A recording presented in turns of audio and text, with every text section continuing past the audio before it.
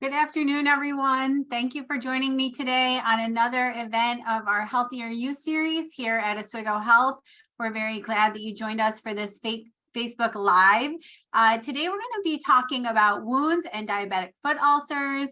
There are nearly 7 million Americans living with chronic wounds and nearly 2 million of those who are living with diabetic foot ulcers. It's more common than you probably are aware. We see it a lot here. So we brought some experts here today to talk about that. I'm so excited that they've joined me. I'm Katie Pagliaroli, the Senior Vice President for Clinical Operations and Chief Nursing Officer here at Oswego Health. And today I'm joined by Dr. Karen Stanley, one of our podiatrists, and Lorraine Falanga from the Center for Wound Healing here at Oswego Health. We're very excited that you were able to join us today. Thank you very much. Dr. Stanley, we're going to jump right in. We want to talk about why it's important for people to take care of their feet, especially when they have wounds, and who's at risk for foot ulcers and diabetic foot ulcers. Many people are at risk for diabetic foot ulcers. First of all, diabetics. Second of all, smokers. Third of all, people with vascular disease, heart disease, kidney disease. It's very important to keep the feet clean and protected, especially protected. People think that wearing socks around the house is okay, but if you're a diabetic and you can't feel your feet, that's the worst thing you can do. You really need to protect your feet at all times. I have patients that have lost toes just by walking out to the garage to get something out of their car, and they step on a nail, and that's the end of it. It gets infected really quickly. Also, athlete's foot is a big thing. If we don't clean in between the toes, the athlete's foot can sit in there, and once that happens, a secondary bacterial infection can happen. And when that happens, it can go right up the leg really quickly. The tendons that attach to even the big toe and the small toes, the long tendons go up into the leg. They have water in them.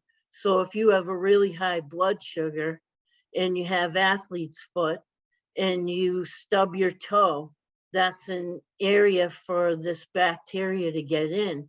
It can go right up the tendon, and the next thing you know, you don't have a limb. And it's very important that we take care of our limbs for that reason. Great, thank you. That's good information. I don't think it's well known of why, diabetics particularly, or those high-risk groups, are so prone to those infections. Lorraine, at the Center for Wound Healing, your team helps heal all different types of wounds. What are some preventative measures for people to be able to prevent getting wounds in the first place? Absolutely. Just like Dr. Stanley had mentioned, several ways that you can prevent a foot ulcer is to maintain a healthy lifestyle, including reducing factors that increase the risk of developing an ulcer, high blood sugars, high cholesterol. It also means that one should quit smoking cigarettes or even drinking alcohol, as this makes your body more vulnerable to diseases and breakdown of wounds.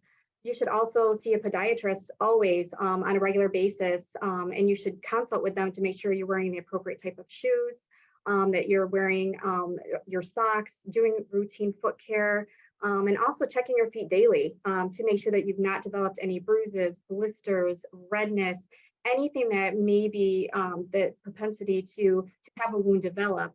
When someone is diagnosed with diabetes, most often we see that here in the wound center with a foot ulcer, and more times than less, unfortunately, they've not been referred to podiatry for just routine foot care, which is so important. They're cutting their own toenails. They see a wound, they get nervous about it, and they don't seek help. And that's one thing that they need to do. As soon as they notice something wrong, they need to seek professional medical help. Great, thank you. So we're talking to the people out there that have diabetes, or if you have a loved one that has diabetes, the importance of checking those feet and getting help if you notice anything. Dr. Stanley, back to you. As we have people that maybe have a wound or notice that they're starting to get a wound or a sore area, what are some of the treatment options? We want to certainly prevent it, and you've given some good tools for that. But once it's there, what are some of the options for treatment? Well, the options for treatment can be something as little as bacitracin all the way up to silver dressings. We have many things in our arsenal But the most important thing is the patient seeking medical care immediately for that.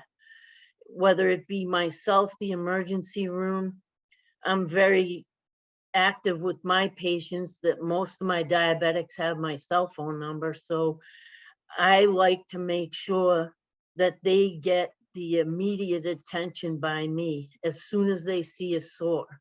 It can be too late with just a minor skin opening. Just stepping on a hair, such as a dog hair, a cat hair, or human hair, can create a wound. And as soon as you see a little bit of redness on your skin, if you're a diabetic or with poor circulation, you have to seek professional help immediately. I think that's one of the things that you've reiterated, really good information to know that as soon as you see, and when you go to your primary care and they're asking you to do those foot checks, why they're so important, but also checking them yourself. We've talked about ways that we can prevent, make sure you're wearing some good footwear. Lorraine, any other treatment options out there? Well, definitely, like Dr. Stanley, said, to move on it as quick as possible if you do develop a wound.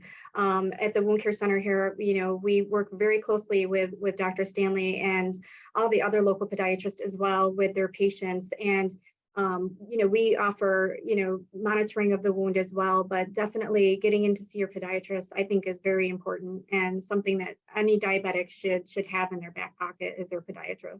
Great. So we're going to make sure that we have some contact information available for everyone in the chat today. If you have a question, please don't hesitate to reach out. Really important issue as we are here today. We're heading towards Thanksgiving, and we know that you're all going to enjoy a nice Thanksgiving. We hope that. We wish you very well in that. We're going to be back in December with another issue of Healthier You. I really appreciate Dr. Stanley and Lorraine taking the time to talk with us today about this important topic.